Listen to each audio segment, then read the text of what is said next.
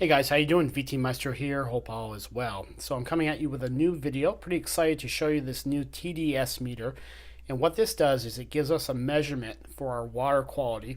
It measures the total dissolved solids. If you don't know what that means, it basically is measuring the charged ion particles in your water. So if you have more things in your water, such as minerals and impurities, your overall measurement is going to be higher. So I picked this up on Amazon for about $20, shipped on Amazon Prime. It's the TDS4 model from HM. There's many different types of meters, and you can get them from $9 all the way up to around $100 and more. So I'm excited to use this meter, especially on a reverse osmosis system where our water finally passes through, which we use to drink. All right, guys, let's go ahead and take a look how the water enters our house and each of the vessels that the water goes through for purification. So we have a 300-foot well which has been drilled, and we have about 2 gallons a minute of flow. And with this pressurized system, we have just under 10 gallons per minute, which is pumped up through the ground here. Enters the pressure tank. This is where we inject chlorine into the pressure tank, and it mixes there. Then it goes to our other filter here. This is an 80-gallon retention tank to which the water and the chlorine mix together, and it takes out the sulfur and the smell in our water. Then we go to a sediment filter where it gets purified of the large sediment, and then it goes to a carbon filtration filter where the chlorine and other impurities are removed, and then to a water softener.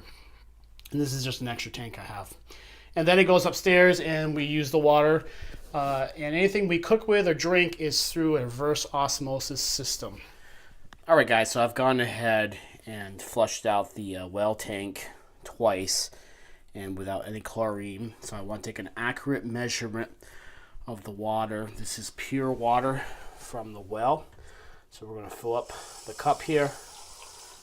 All right, so I've gone ahead and just moved the glass to the workbench here. I'm going to go ahead and press hold, and let's see where the reading has settled out at.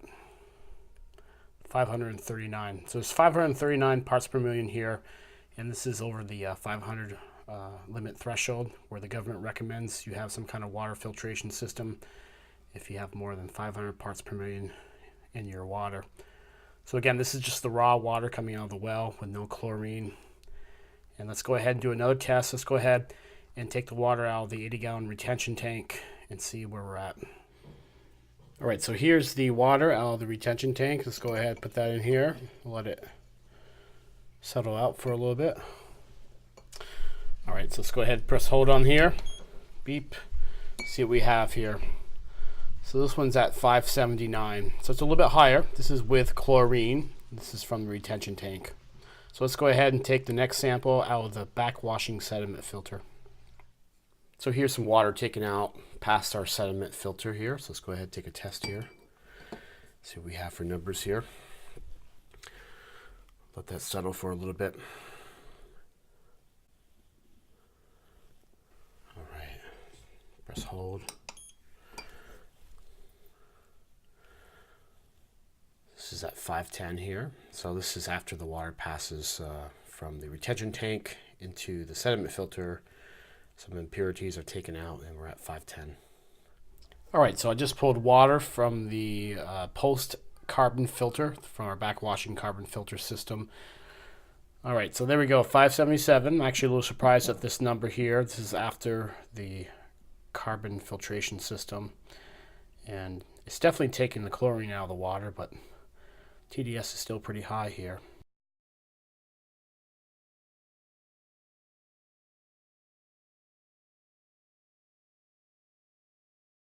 So let's go upstairs and go ahead and see what it looks like in the tap water. And that will be after the water softener. And then we'll take a look at the RO water and see where it's at. All right, guys, so I'm upstairs in the kitchen. I'm going to draw some water here. This is water that passes through the final stage of our water treatment system downstairs, which is the water softener.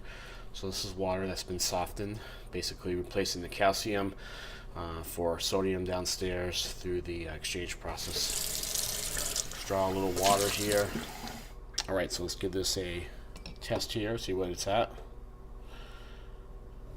Go ahead hit hold. Alright, so this is just about the same ballpark here, 584, so roughly the same. So the real test here is to test out the RO water system. Let's go ahead and draw some reverse osmosis water. The results of this should be quite a bit different. Alright, let's hold it right here. Okay, so we have a result of 13, and that is quite a bit different from the 500s. Alright guys, going to wrap up this video now. You can see from the readings from the RO, you can see we have 13. That's very good. It tells me the RO, the membrane's in really good shape, and that the final product's being really filtered down. And 13 to 50 in RO is excellent. Any reading between there means that your reverse osmosis system is doing its job. So there were some surprises along the way. I thought perhaps after the water hit the carbon filtration system that the readings would come down, and they didn't. So I'm not sure if that has any effect as far as on TDS, but the carbon's still good in our system, and all the elements are working to what I think properly, and still filtering the water, taking out chlorine, taking out sediment. I may add one or two more things along the way here just to see if we can further refine our water. Alright guys, thanks for watching here. If you have a chance, definitely pick up a TDS meter. See what's in your drinking water. That's the most important thing, your final stage. And you may want to do some additional water filtration. Make sure you're drinking the safest water around. Thanks for watching, and we'll catch you next time.